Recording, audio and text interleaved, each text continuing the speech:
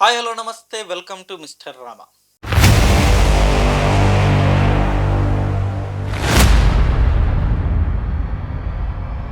గంజాయి తీసుకుంటూ BJP MLA కుమారుడు అడ్డంగా దొరికిపోయాడు. తాజా బ్రేకింగ్ చూస్తున్నాం. నానక్రామ్గూడలో ఈగల్ టీం నిర్వహించిన తనిఖీల్లో భాగంగా గంజాయి తీసుకుంటూ జమ్మలమడుగు ఎమ్మెల్యే కుమారుడు సుధీర్ రెడ్డి అడ్డంగా దొరికిపోయాడు. నానక్రామ్గూడలో ఈగల్ టీం తనిఖీలు చేసింది. అయితే గంజాయి తీసుకుంటూ జమ్మలమడుగు ఎమ్మెల్యే కుమారుడు దొరికిపోయాడు.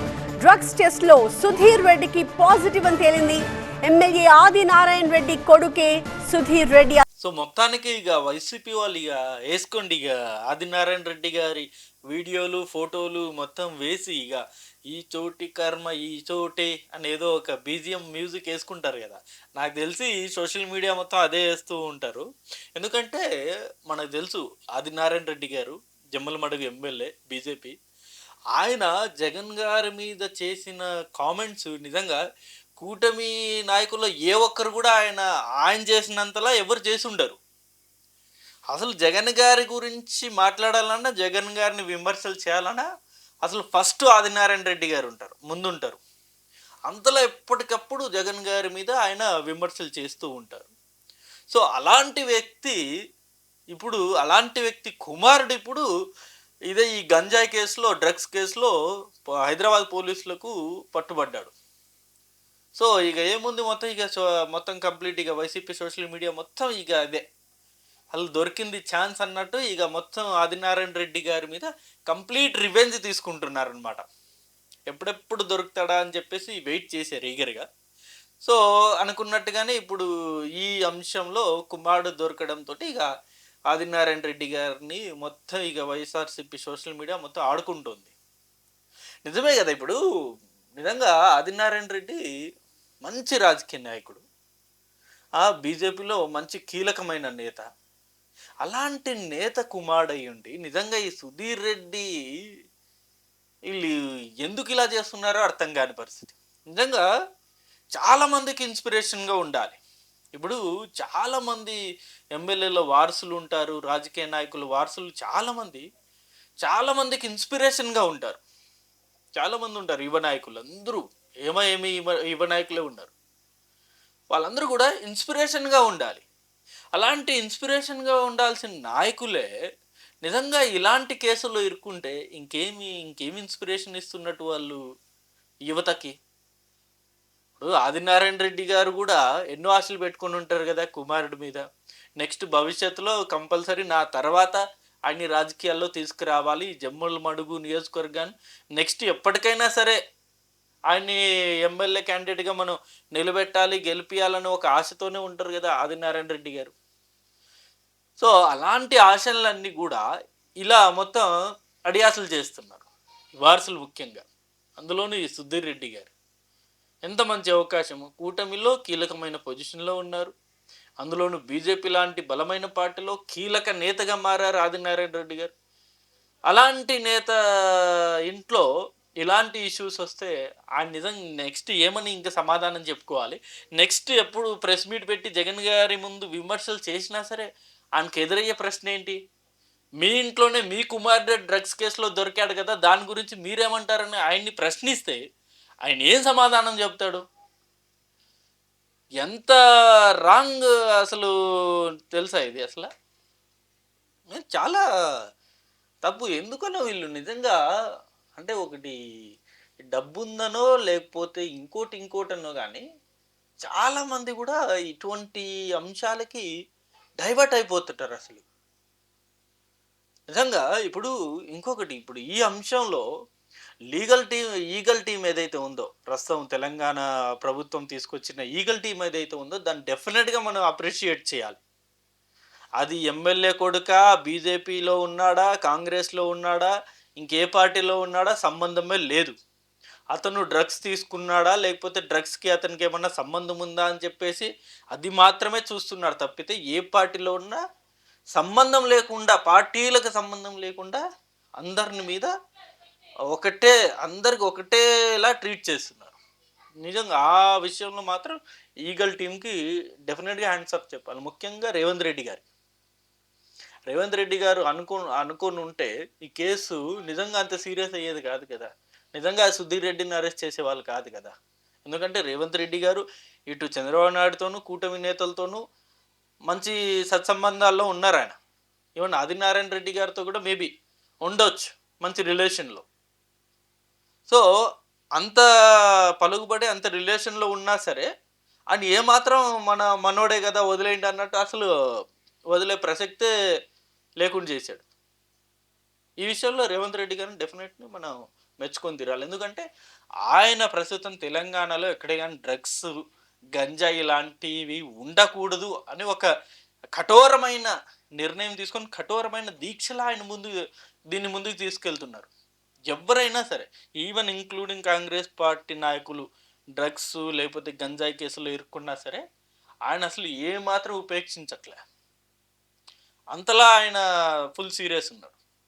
ఇప్పుడు ఈ విషయంలో కూడా ఆయన ఫుల్ సీరియస్ తీసుకున్నాడు కాబట్టి ఆబ్వియస్లీ సుధీర్ రెడ్డిని అరెస్ట్ చేశారు. అరెస్ట్ చేసిన తర్వాత ఆ ల్యాబ్కి పంపించారు. అతను గంజాయి సేవించాడా లేదా అని చెప్పేసి ల్యాబ్కి పంపిస్తే అందులో కూడా ఆయనకి పాజిటివ్ వచ్చింది.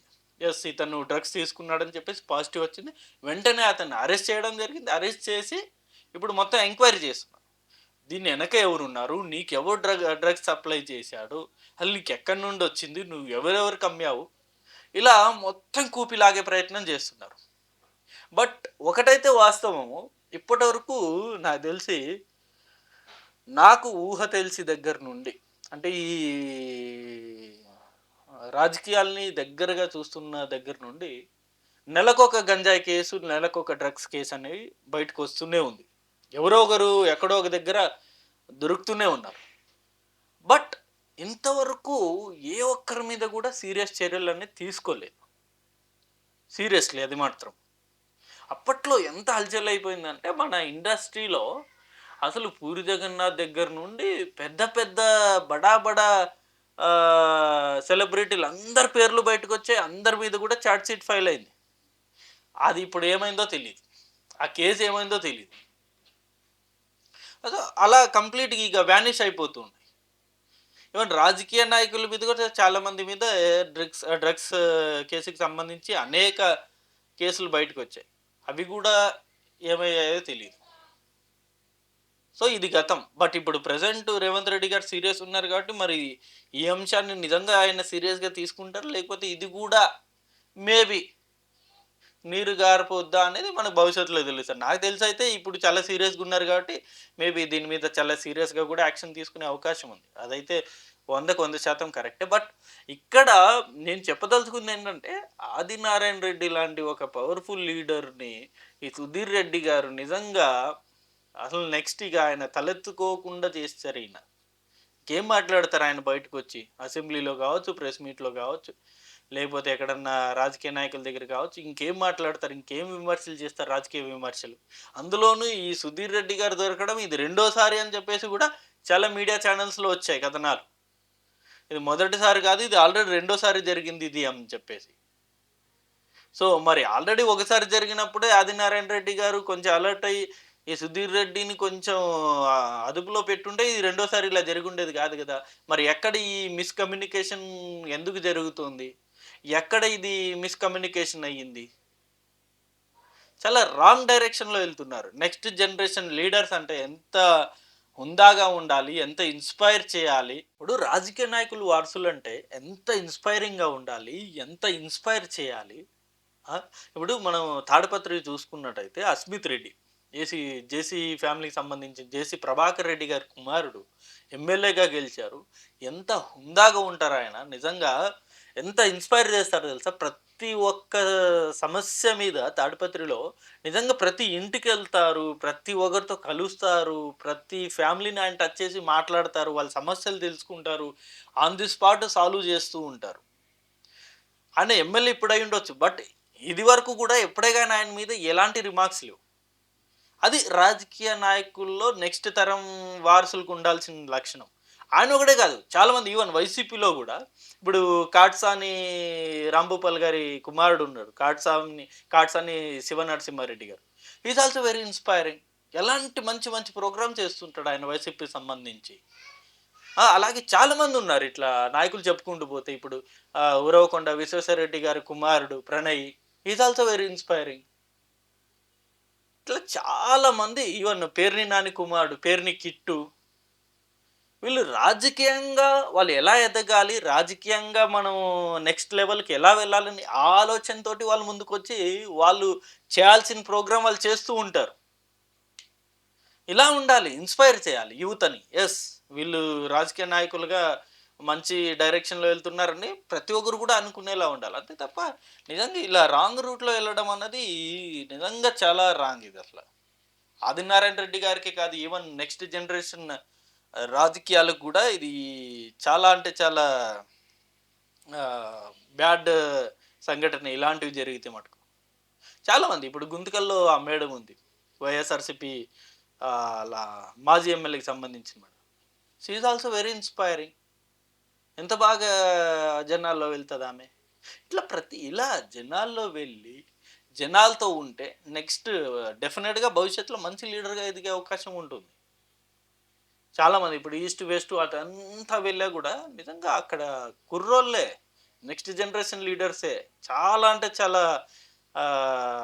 పోరాటాలు చేస్తుంటారు ప్రజల పక్షాన. ప్రతిపక్షం కావచ్చు, లేకపోతే అధికార పక్షంలో ఉంటే ప్రజలకేం కావాలో ఆ అందుబాటులో ఉండి వాళ్ళు చేస్తూ ఉంటారు. చాలామంది ఉన్నారు అట్లా. అలా మనం ఉండాలి. ఇప్పుడు గుంటూరులో నూరి ఫాతిమా ఎంత మంచిగా ఉంటది ఆమె గూడా. జనాల్లో వెళ్తదామె. జనాల కష్టాలు తెలుసుకుంటదామె. She also very young. Next generation leaders inspire చేస్తూ ముందుకెళ్ళాలి. సో, మొత్తానికైతే ఇప్పుడు ఆదినారాయణ రెడ్డి గారికైతే నిజంగా ఇదొక బ్యాడ్ నైట్ ఇవాళైతే. మేబీ ఆయనేమన్నా ఇన్‌ఫ్లుయెన్స్ వాడతారో, వాడరో అనేది తెలీదు. బట్ కుమారుడిని కాపాడుకోవడానికి ఏ తండ్రి గూడా వెనకడుగు వేయరు. ఖచ్చితంగా ఎంతో కొంత ఆయన ప్రయత్నం అయితే చేస్తారనే అనుకుంటున్నాను నేనైతే. మరి మేబీ చేస్తారో, చేయరో తెలీదు. మరి ఈ అంశంలో మరి ప్రస్తుతం రేవంత్ రెడ్డి గారి ప్రభుత్వం సీరియస్‌గా ఉంది కాబట్టి డ్రగ్స్, గంజాయి మరి వీటి నుండి ఎలా సుధీర్ రెడ్డిని, ఆదినారాయణ రెడ్డి గారు కాపాడతారన్నది మనకు తెలియని ప్రశ్న. సో, చూద్దాం మరి మీ అభిప్రాయం ఏంటి అసలు? ఈ అంశం గురించి మీరేమనుకుంటున్నారు? మీ అభిప్రాయం ఏంటో కింద కామెంట్ రూపంలో డెఫినిట్‌గా తెలియజేయండి. Thank you for watching this video. Thank you.